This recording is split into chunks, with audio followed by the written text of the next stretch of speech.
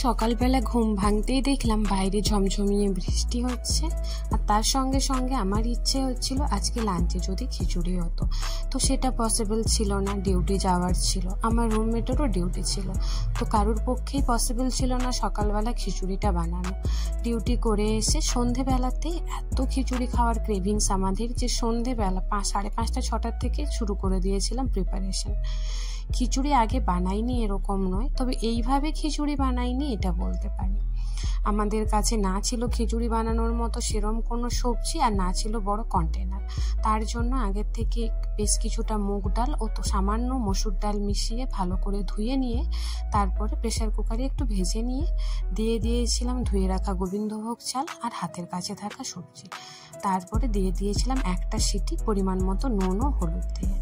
আর অন্য একটা কড়াইতে জিরা, 5 ফোড়ন, শুকনো লঙ্কা, তেজপাতা, টমেটো, পেঁয়াজ দিয়ে ভালোভাবে ভেজে নিয়েছিলাম। তাতে দিয়ে দিয়েছিলাম সামান্য কিছুটা আদা কুচি।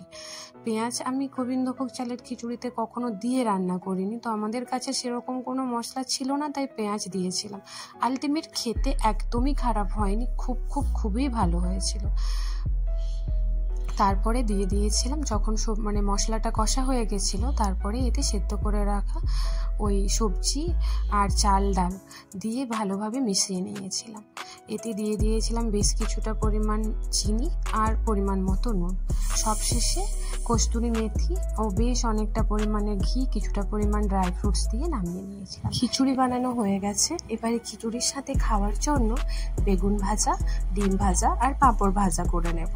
বেগুনটাকে গোল গোল করে কেটে নুন হলুদ দিয়ে সামান্য একটু তেল দিয়ে এপিড ওপিড উল্টে ভেজে নেব। তারপরে পেঁয়াজ লঙ্কা দিয়ে একটা ডিমের অমলেট করে নেব, আর তারপরে পাঁপড়টাও ভেজে নিয়েছিলাম। আচ্ছা, তোমাদের খিচুড়ির সাথে সবচেয়ে কি ভালো লাগে খেতে? আমার যেরকম ইলিশ মাছও খুব ভালো লাগে, বাট ওই ভালোই লাগে।